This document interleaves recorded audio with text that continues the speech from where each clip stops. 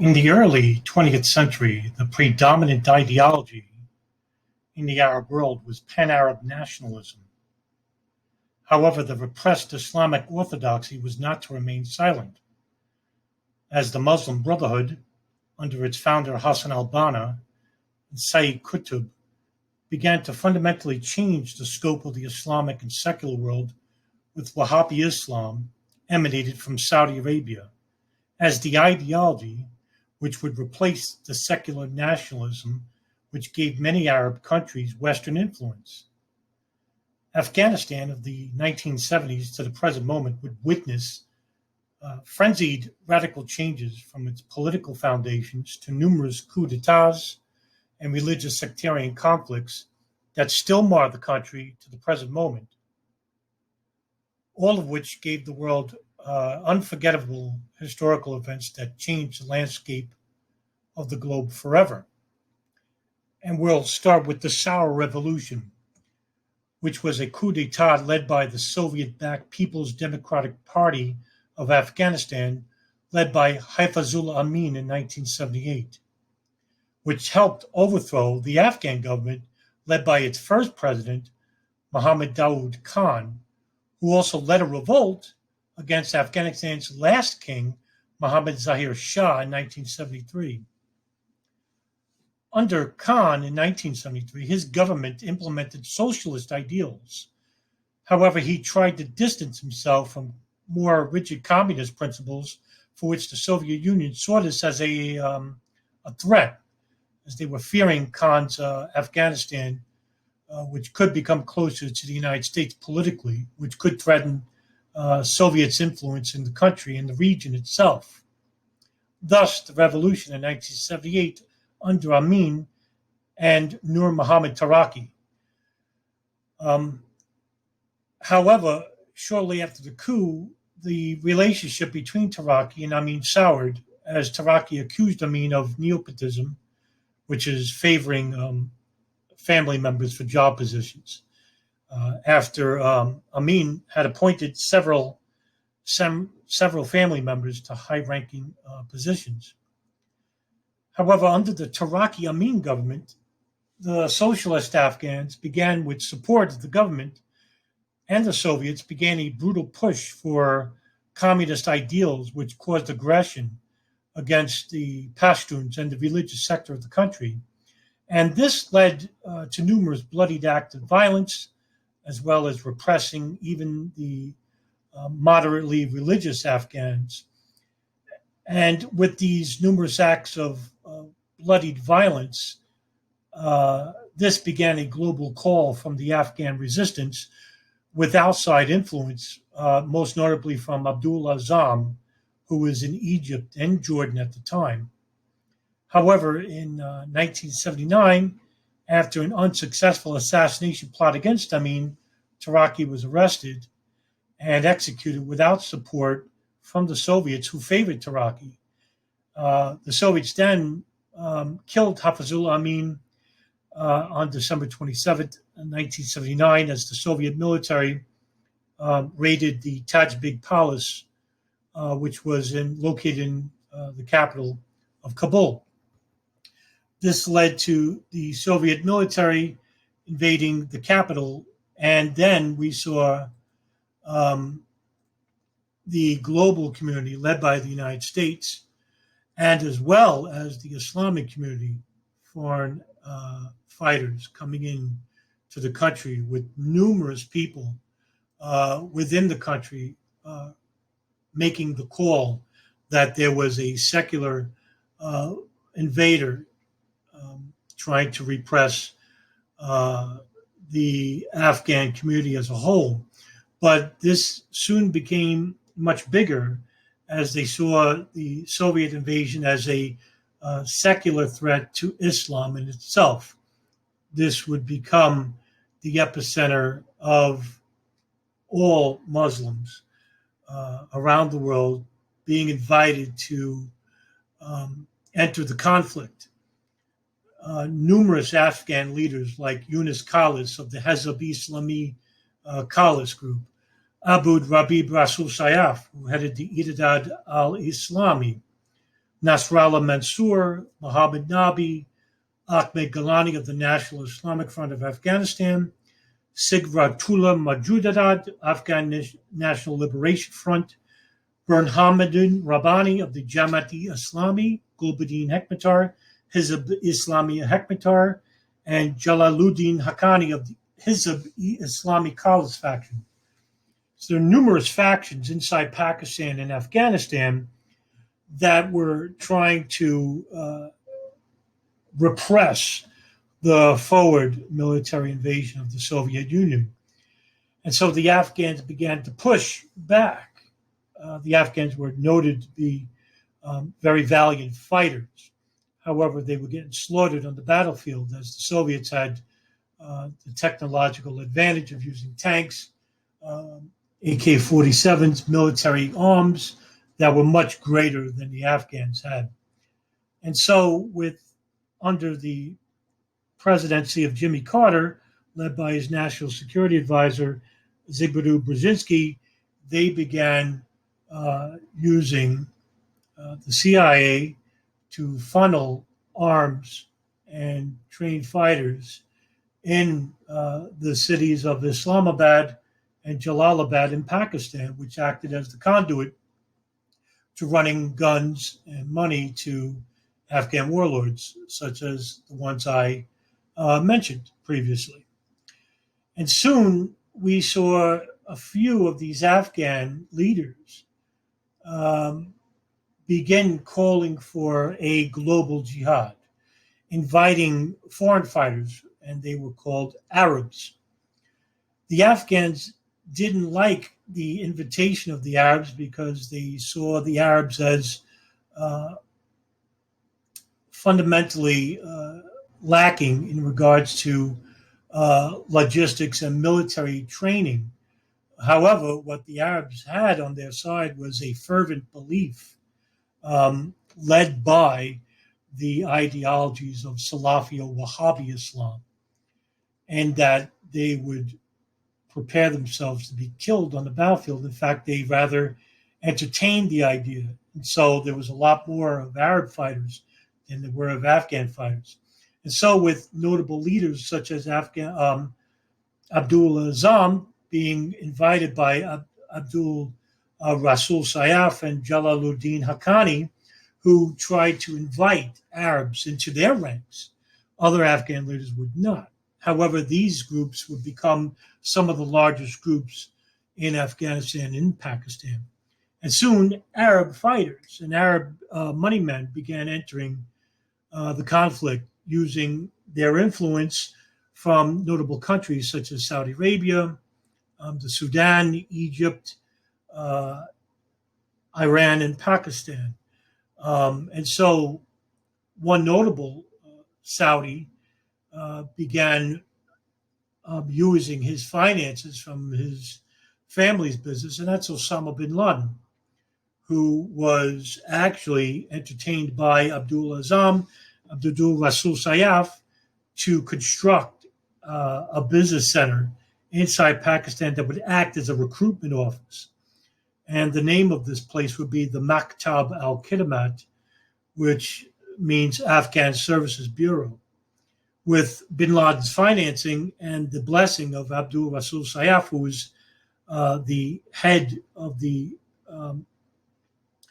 Ittihad al-Islami party, as well as being the leader in Islamabad, he got the blessings from Azzam to allow bin Laden to finance the building. And it became numerous office buildings in time as numerous, in the thousands, tens of thousands, hundreds of thousands of these foreign fighters, which they began calling themselves the Mujahideen.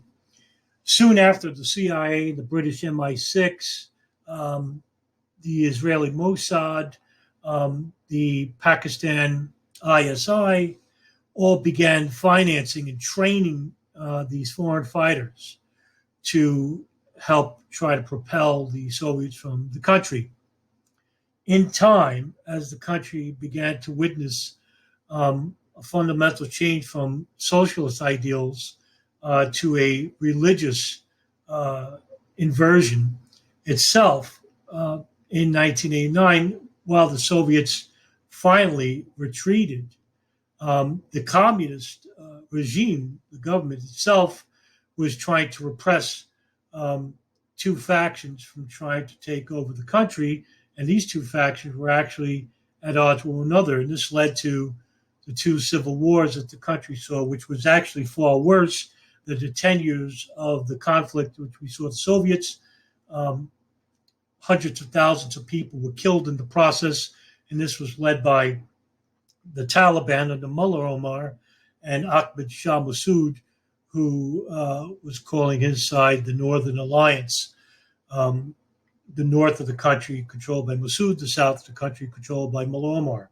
Now, powerful Pakistan leaders such as Gulbuddin Hekmatyar, who was on a tentative relationship with Azzam, tried to stay on the sidelines as much as possible until he saw an eventual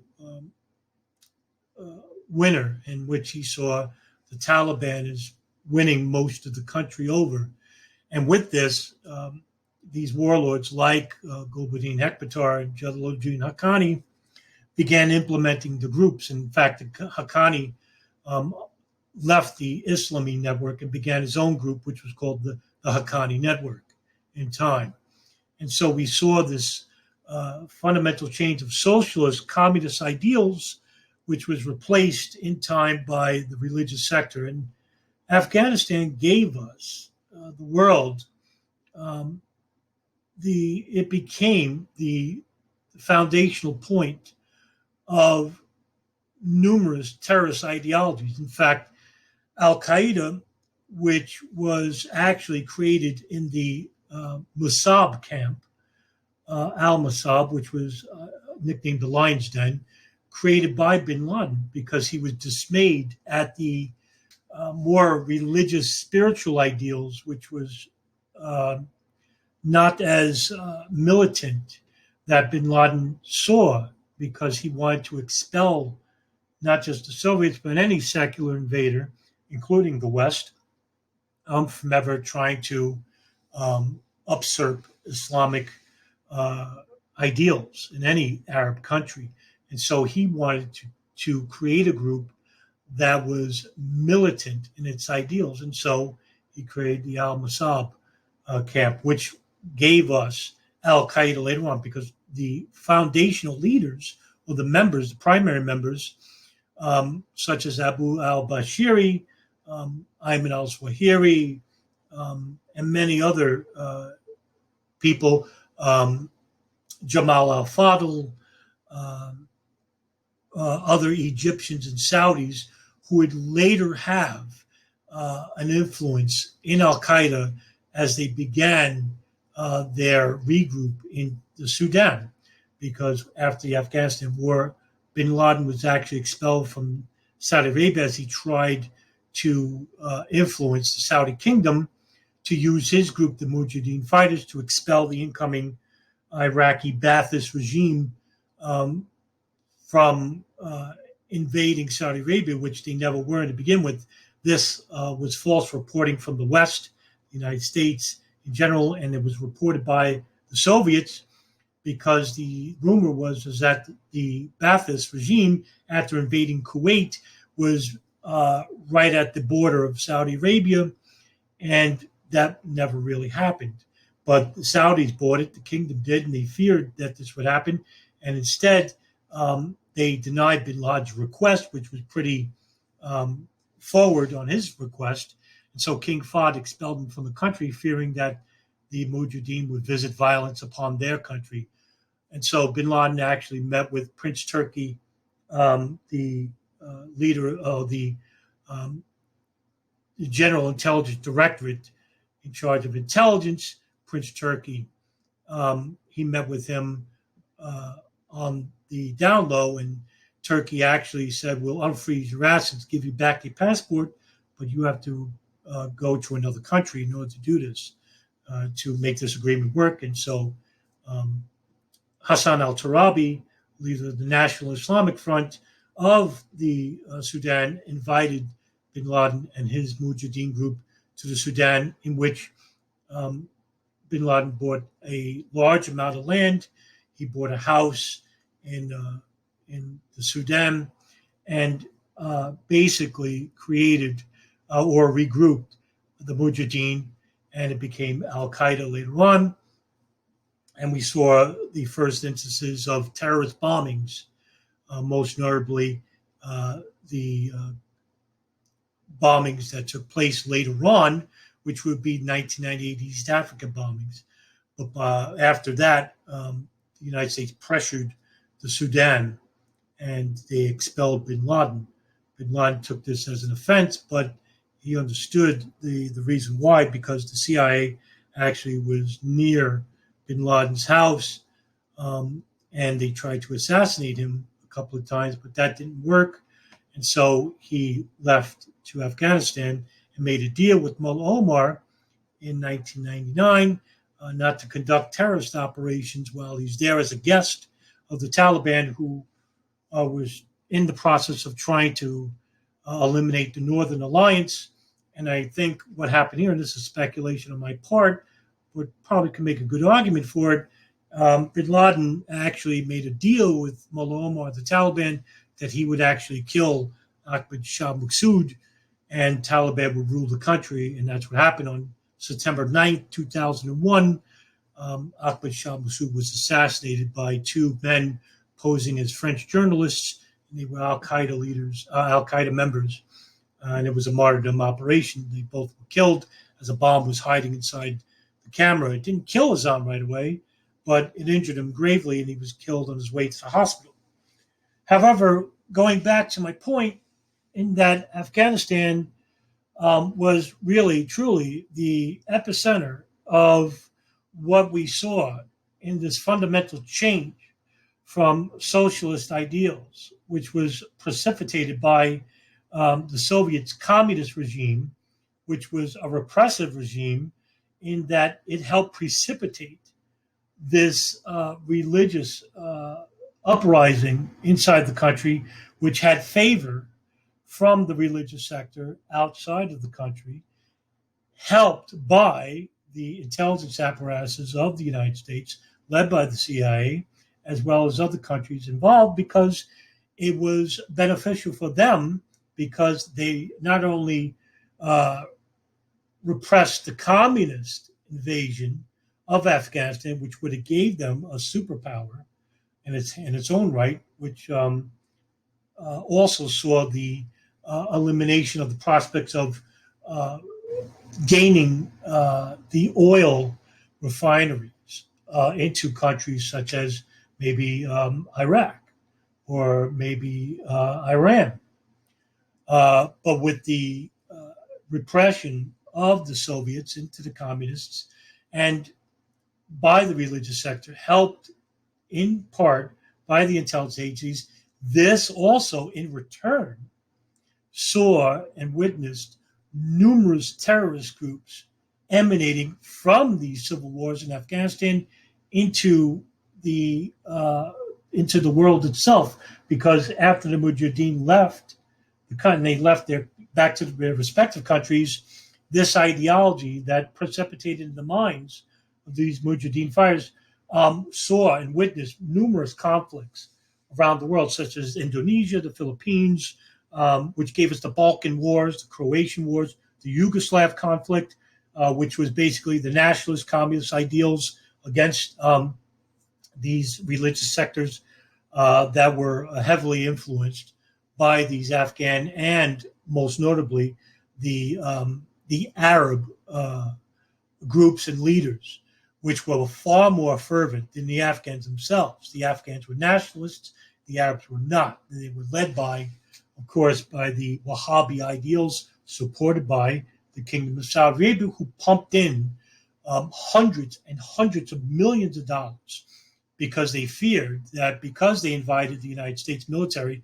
into its own country to protect them, it was basically a form of blackmail to these groups so that they wouldn't attack the kingdom. So these groups like Al-Qaeda, the Haqqani Network, Abu Sayyaf in the Philippines, Boko Haram in Africa, East Africa, these groups got hundreds of millions of dollars to conduct operations in their countries, and then we saw widespread conflicts in Southeast Asia and in the Middle East.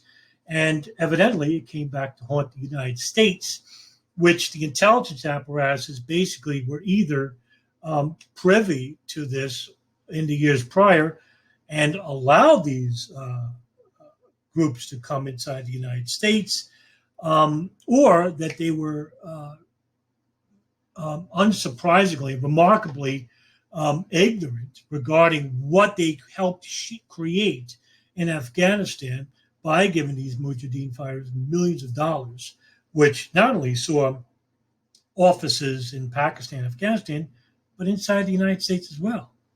The Afghan Services Bureau not only resided in Pakistan, but they had an actual office building in Brooklyn, New York, which was the Al-Khifa Refugee Center, which saw millions of dollars, not from just the CIA, but also from Saudi donors, and well as donors inside the United States. And then we saw a notable terrorist led by Omar Abdel Rahman of the Gamma Islamiyah, who was a renowned terrorist in Egypt on a terrorist watch list, who was allowed to come inside the United States, all at the behest of the CIA, because his visa application, which was approved in Cairo, Egypt, under the embassy in Cairo, which was a CIA base operation and approved by a CIA operative dressing as an embassy delegate, which approved his application. He comes to the United States. His influence is very widespread with the Islamic community. Numerous Islamic charities began popping up even before his invitation to the United States. The World Islamic Front, the Arab World Youth, the Muslim World League, which is the biggest Islamic community inside the United States. And so we saw Saudis, numerous Saudi donors, pumping in tens of millions of dollars into these communities. And then we saw the rise of the fundamentalist sector inside the United States.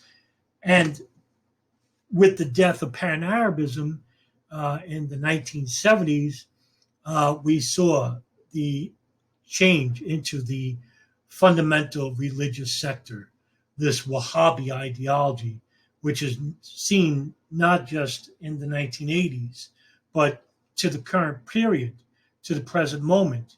And so is it too late to repress these groups? And why is the United States, of all countries, allied with Saudi Arabia? Well, you would have to go back many years, decades prior, to see how the relationship started, and which is basically upon the implementation and the regulation of its oil reserves, and as well as creating a lobby inside the United States, which the Saudis are influencing our congressional leaders with tens of millions of dollars annually inside the United States. And so they're influencing even the Democratic and Republican Party delegates to favor and basically ignore the terrorism that's happening worldwide, with two notable countries, Saudi Arabia and Pakistan, acting as the conduits for Islamic terrorism. And so, to end the video, the problems began not just with the 1979 Afghan conflict in Afghanistan, but with the elimination of Pan-Arabism as a whole, which was influenced by the West of the United States and Great Britain, because they saw these Arab nationalist states as a threat to their influence in the oil market, as the oil reserves, and in the region itself politically as well.